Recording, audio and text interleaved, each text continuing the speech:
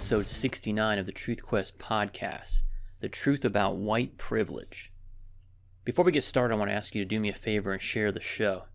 If you're on social media and topics such as white privilege, impeachment, negative interest rates, Walmart, the federal income tax, or wealth tax comes up, please share the topic-specific Truth Quest episode with your debate partner, which is available on iTunes, Google Play Music, Stitcher, Spotify, and Podbean.com. The video version of the podcast are available on YouTube, BitChute, and Brighton. If you're listening to this on the Apple Podcast app, please take a moment and scroll down on the podcast page and give it a 5-star rating. Another way you can help grow the show is throw a small donation my way at the Truth Quest podcast patronage page. All donations will be used to drive awareness of the podcast through Twitter and Facebook advertising. See this episode's show notes page at truthquest.podbean.com for a link. Finally, please join the conversation on Facebook at facebook.com/truthquestpodcast. This episode is not meant to be provocative, just thought-provoking. Before commenting below, for those of you who are watching the video version of the podcast, make sure you have answered the questions posed throughout the episode. Secondly, this is a connect the dots episode. I'm going to tackle the topic of white privilege while connecting the dots between it and other causes endorsed by certain segments of the population. So let's get started. Whenever this topic comes up in conversation, the first thing you must do is ask the other person to define the term. And after they do that, ask them what they propose we do about it. More on that in a minute. But here are a few definitions I came across during the episode.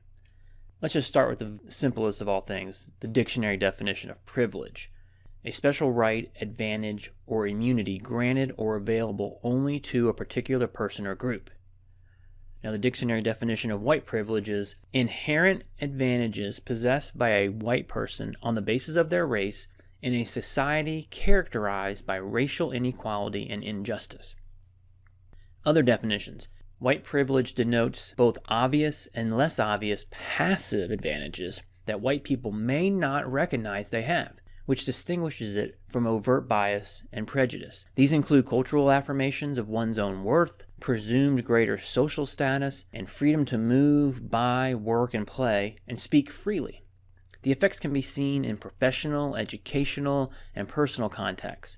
The concept of white privilege also implies the right to assume the universality of one's own experience, marking others and oneself as normal. Here's another one. White privilege, or white skin privilege, is a societal privilege that benefits white people over non-white people, particularly if they are otherwise under the same social, political, or economic circumstances.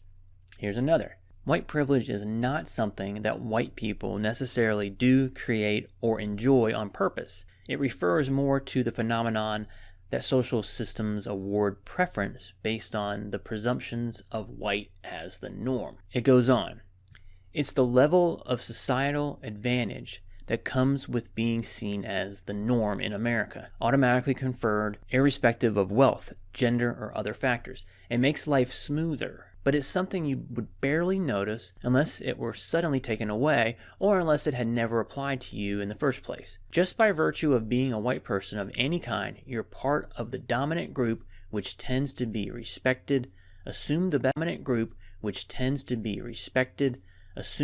of, and given the benefit of the doubt.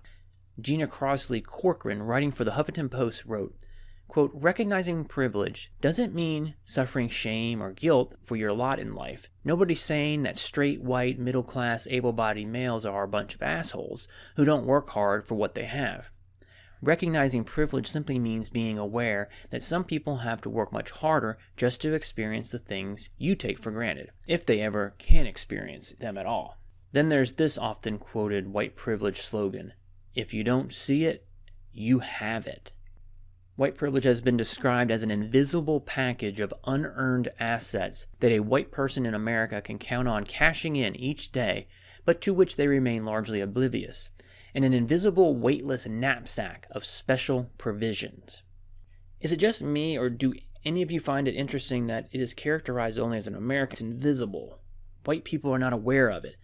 It's almost as if it's a virus or something. You can be a carrier, but you don't manifest any symptoms.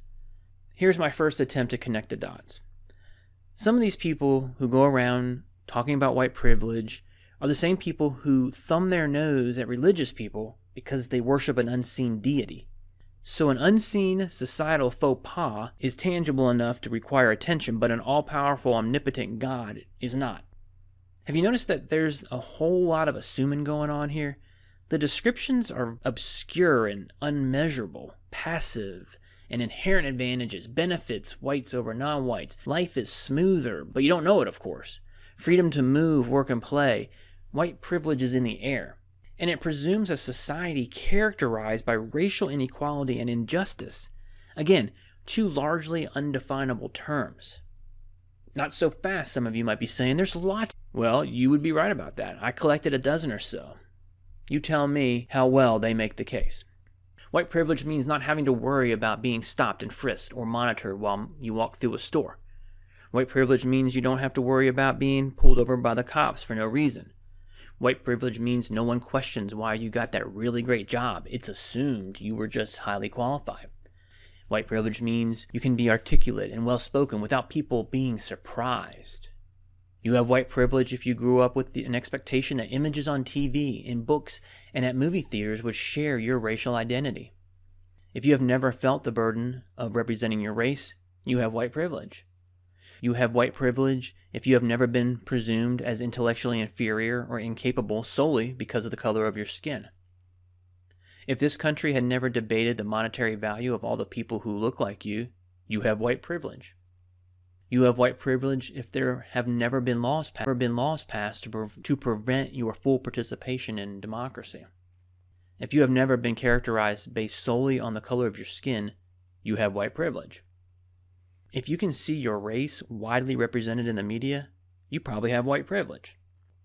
If your skin color does not reflect on your financial responsibility when you make a purchase, you probably have white privilege. Then there are three of the most often cited statistics to prove how racist America is and how clueless those with white privilege really are. Black children make up the larger percentage of school suspensions. Black defendants are more likely to be in prison than white defendants for the same crime. And blacks make up a larger percentage of the incarcerated population than they do in the general population. What do you think? Were those specific examples useful in refuting my claim that the evidence seems a little bit sparse? My first reaction is, a lot of people spend a lot of time defining white privilege. What could the collectors? My first reaction is, a lot of people spend a lot of time defining white privilege. What could the collective minds currently stewing over white privilege accomplish that would really benefit the world? There's an awful lot of getting into other people's heads when it comes to proving the existence of white privilege. Think about it. Not having to worry, assuming white skin equals highly qualified in the eyes of someone else, the expectations people have, people not being surprised, the burdens that people feel, what they presume.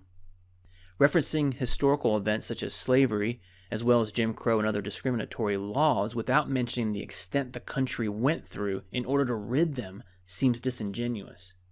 Assuming one cause for all of society's ills is like a hammer looking for a nail. The financial comment seems like a stretch.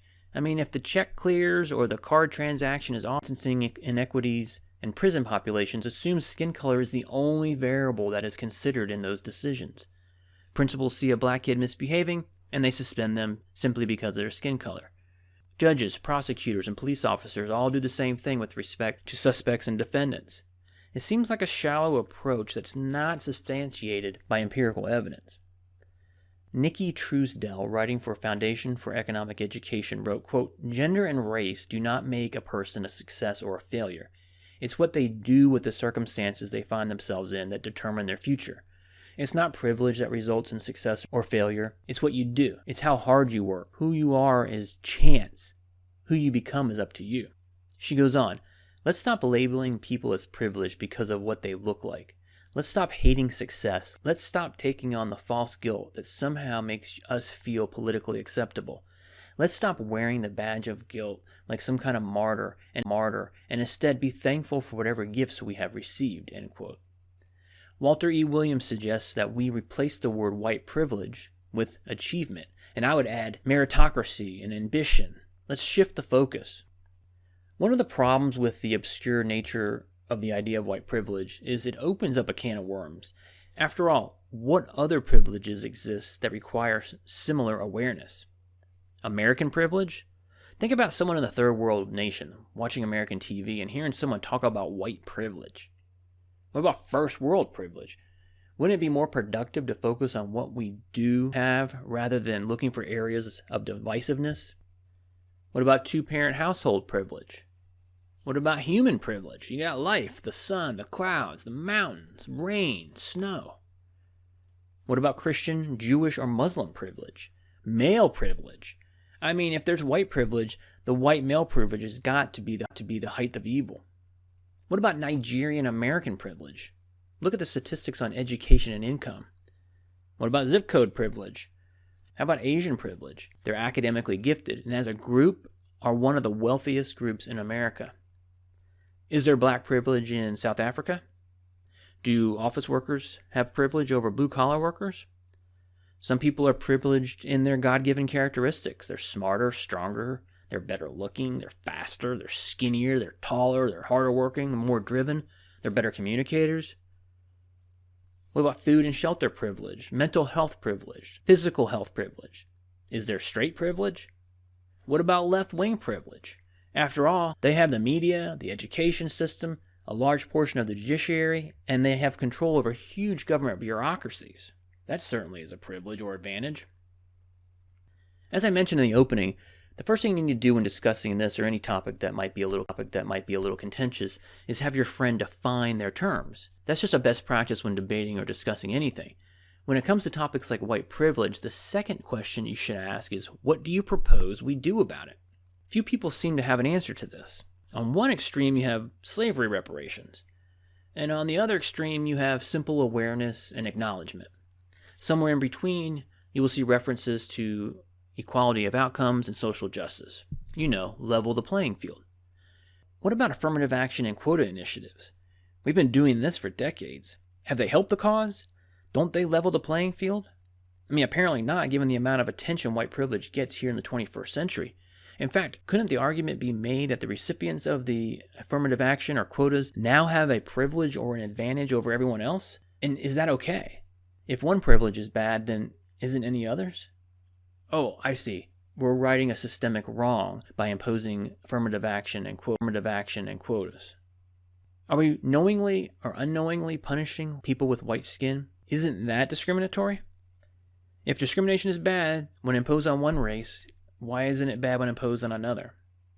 So what's really going on here? There are well-intentioned individuals that throw around the idea of white privilege when discussing race in America. There are also useful idiots in the crowd as well. Now, this is not meant to be an insult. I used to be one. More on that in a second. Useful idiots refers to people who latch on to a person, a cause, or a talking point and ride it despite evidence that may refute it. The concept is as old as mankind. Think about recent history. People who defended Bill Clinton, no matter what. People who defended George W. Bush, no matter what. People who defended Barack Obama, no matter what. People who defended Hillary Clinton, no matter what. People who defend Donald Trump, Adam Schiff, no matter what. Climate change advocates who ride the claims regardless of the facts. Abortion advocates who ride the practice all the way to partial birth abortion. Partisan hacks of all stripes who defend their guy or gal, no matter what. Useful idiots feast on slogans, name-calling, and slander in order to justify their policy positions. More on that in a minute. What they all have in common is they have no interest in exploring or hearing an alternative explanation that might point out the flaws in their thinking. When I first started really paying attention to national politics, I was a useful idiot for the Republican Party. Until I wasn't. Until I started allowing other points of view to seep into my pro-GOP no matter what pickled brain. As I have outlined in other episodes, the left wing are professional propagandists. They can take any topic and twist it in such a way to make it divisive. They hijack the language in order to justify their policy positions. They have tried and to a certain extent have been successful in changing the definition of marriage and gender. They call abortion pro-choice. They call healthcare a right. They claim that illegal immigration is not illegal. They claim billionaires are immoral. A privilege used to be something of value. It was a gift. Now it's supposed to spark disgust. They've made discrimination synonymous with oppression. The only problem is we discriminate every day in every decision we make. Oppression is a legal issue. Discrimination is a frame of mind issue. All of this is done to feed the useful idiots a steady diet of talking points in which they can latch onto in order to deflect any counterpoints made by someone who disagrees with them. You must keep the big picture in mind. See, the National Democrats no longer garner anywhere near majority support. They are forced to cobble together a coalition of perceived aggrieved groups. You'll get a flavor of that here in a few minutes, but suffice it to say, race is their ace in the hole. It's their go-to move. Driving the white privilege message is perfect for what they are trying to accomplish. So I pose the question, could it be that the concept of white privilege is really an insidious method to divide us? You know, vote for us and we will right the wrongs of society, either real or perceived. These folks see no need to point out all efforts made in this country to rectify past sins, including fighting a war, passing dozens of anti-discrimination laws, and finally, most importantly, living by Judeo-Christian principles that recognizes all people are made in God's image. When it comes to awareness of white privilege, the claim goes something like this.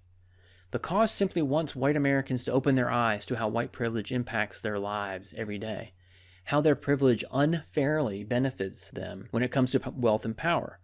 Through this awareness, they will renew their commitment to racial equality and stop being an impediment to racial equality, and start deconstructing the systems of privilege that benefits whites and creates an America free of race hatred and bigotry, all in the name of racial equality.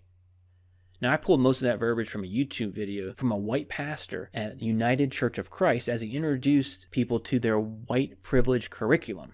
Free to download from their site if you're interested. Even here, you probably noticed the guy uses lots of words to say, well, nothing. Unfairly benefits, wealth and power, race equality, racial equity, being an impediment, deconstructing and dismantling. I mean, he's wanting to create this utopian society with no hate and bigotry. I'm sorry, but he may mean well, but that's embarrassing. We are told that acknowledging or checking our privilege reminds us to look for people of differing identities and to actively seek to understand their unique experiences, oppression, and viewpoints. That's called empathy or sympathy. That's called being a God-fearing person. Writing for the Washington Post, Christina Embo wrote, quote, "Acknowledge one's privilege is just a reminder to be aware that you might not be able to fully understand someone else's experiences, or that the assumptions you were brought up with may be blinding you to certain concerns. That awareness is key to any sort of civil discussion about race, class, or anything else." End quote. Again, lots of words, low on specifics. How can anyone fully understand anyone else's experiences, independent of skin color? We are blind to others' concerns and unable to participate in civil discussions about race or anything else unless we acknowledge our privilege? And then what? Like the blind man that Jesus healed, we were blind, but now we see after we acknowledge our privilege? Do all policy debates need to begin with the white person stating, "I acknowledge my white privilege"? Here's my second connect the dots attempt. See, I don't see the intent of words and listen to them speak and watch them debate people who don't subscribe to their view of society. It appears to me that ultimately they are interested in suppressing debate. White privilege is just another arrow in their quiver. The left has been doing it for years.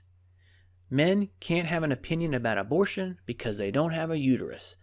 People with differing opinions about a host of topics are suppressed for a variety of reasons, usually through shaming, character assassination, and name-calling. I discussed this in detail in episode 50, The Truth About Party Over Principle, where I argue that the left employs two methods of name-calling designed to suppress debate and delegitimize their opponents. They have a general version and a specific version. The general version manifests itself in the assumption that if you oppose any government action, then you are opposed to its intended outcome. Think about more money for education. If you're opposed to throwing more good money after bad, you are opposed to educating the children. You are opposed to educating the children. You're a teacher hater. Think about more money for Medicare or Medicaid. If If you're opposed to these wasteful, fraud-ridden programs, you oppose health care for the poor and elderly. If you think privatizing Social Security or allowing young folks to opt out is a good idea, you hate old people. And like Paul Ryan, you're depicted as pushing a wheelchair-bound grandma off a cliff. Here are a few of my favorite examples of the specific version of name-calling and slandering that the left employs. If you don't believe in the man-made global warming climate change hysteria, you are called stupid and ridiculous, a denier, a dissenter. The science is settled. Sit down and shut up. If you oppose gay marriage, you're a homophobe. Sit down and shut up. Opposed to affirmative action, you're a bigot and a racist. Sit down and shut up. Opposed to socialized medicine, Obamacare, Medicare for all, you're an evil monger and you want to deny people health care, so sit down and shut up. Opposed to amnesty for illegal immigration, you're a xenophobe and a Nazi, so sit down and shut up. Believe in the Second Amendment? You are cold-blooded, a gun fanatic. You want more mass shootings, so go sit down and shut up. If you're opposed to going to war, you're an isolationist. If you're an advocate for going to war, you're a warmonger. You don't believe income inequality is the biggest challenge facing the nation? You're an insensitive, hateful, rich elitist, so sit down and shut up. You are pro-life? You're anti-women. You're waging a war on women, so sit down and shut up. Opposed to raising the minimum wage? You're heartless. Opposed to men who identify as women going into a women's bathroom? You're a bigot and a homophobe and shallow. So go sit down and shut up. You're an advocate for welfare reform? You're callous and cruel. You hate poor people. Sit down and shut up. If you don't roll out the red carpet for the poor people, sit down and shut up. If you don't roll out the red carpet for the LGBTQ agenda, you're intolerant, a transphobe, so go sit down and shut up. What if you are religious? You're old-fashioned, you're closed-minded, a fanatic. Leave your views in church, and then go sit down and shut up. As Tricia Beck Peter, writing for the Foundation for Economic Education, explains, we've gotten to a point where everyone is literally given a privilege score which determines what you can discuss in polite company. Quote, pro-life male students are silenced under the no uterus, no opinion doctrine. Discussions on racial issues are only permitted if the party being condemned is white. Questioning any aspect of Islam by a privileged party was instantly classified as an Islamophobia. End quote. So, what to do? Probably sit down and shut up. She goes on to explain that checking your to reflect on the lasting effects of prejudice, it's a gag order. Privilege became a system to redistribute free speech to groups who had historically been oppressed.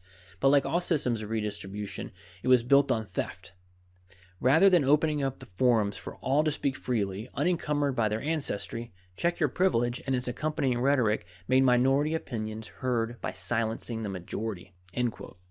Gary Galls, writing for Mises.org, said, quote, in a sense, checking your privilege largely amounts to check your premises behind your views. And some folks may think that it is useful in advancing conversations about a variety of issues. However, it incorporates an ad hominem fallacy that because you are judged as bad or part of an oppressor class, your argument is false. End quote. Regardless of the intentions of your friend, coworker, or spouse who talks about white privilege, there is good evidence to support the claim that that concept is used to shut down debate. It's used as a silencing tactic. It's used to shift the argument from empirical evidence-based to a personal, emotional, and ultimately an unanswerable attack on an opponent. How can you be allowed to have an opinion on X, Y, and Z given your privileged background? Why can't we just have a civil conversation? Because the left cannot win an argument based on its merits. Therefore, we must divulge into name-calling, character assassination, and public shaming. So what does all this accomplish? Well, first of all, most obvious, this type of talk provides an excuse for some people to reside in a state of permanent victimhood. It provides an excuse not to try to succeed. After all, according to all of these political, academic, and media talking heads, no matter what some people do, they are up against an overwhelming force known as white privilege. What does the claim really accomplish? It seems to breed division, divisiveness, envy, and offer excuses for someone's lack of success. Or is it more nefarious? Are politics perceived downtrodden? Think about the way the National Democratic Party has treated African American voters over the last 50 or 60 years. they've been taken for granted. Lots of promises have been made, including leveling the playing field tilted by white privilege. Vote for us, and we will right every perceived wrong. Only problem is, very little ever changes. Does silencing the privileged help the disadvantaged? Does taking from the privileged help the disadvantaged? Does wagging a finger at the privileged help the disadvantaged? What is gained by looking at a white person and declaring, you are not legitimate because of the advantages you had growing up because of the color of your skin? Similarly, I don't understand what is gained by looking at a black person and declaring, whatever roadblocks you have encountered in life are because of your skin color. How do either of these approaches move the human race forward? At what point can we get rid of the color coding and privilege coding of everything in life? At what point in history would you say the severity of white privilege has declined? How do you measure it? Can it be charted? Think about a graph with the x-axis being the years going back to 1900 and the y-axis being the level of white privilege. What does that line look like? Is it upward shifting left to right? Does it level off? Does it go down? Or does it just continue to rise? Growing up poor, growing up with one parent, growing up in a crime-ridden area, growing up with no one encouraging you to excel in school, growing up with mental illness in the house, growing up with drug and alcohol addiction and abuse, does not discriminate by race or skin color. If you are a God-fearing person, believe in God in any form, Christian, Jewish, Muslim, do you think God wants you to sit around and feel sorry for yourself because you don't have some kind of human-defined privilege based on the color of your skin? Or does he want you to take the gifts he gave you and make the world a better place? Is it better to spend time pondering or festering your lot in life on bad luck, discrimination, and prejudice? Or is it better use of your time to figure out how to improve your lot in life despite the obstacles placed in front of you? That's a perspective on the privilege claim that bothers me most. It's a crutch, an obstacle, a roadblock to moving forward. It keeps you stuck where you are. I'd rather hear someone say, I may be underprivileged, but I'm not going to let that stop me, than to listen to people rage against others who they perceive as having a leg up in society. What possible good can come from that? Please join the conversation on Facebook at facebook.com/TruthQuest Podcast.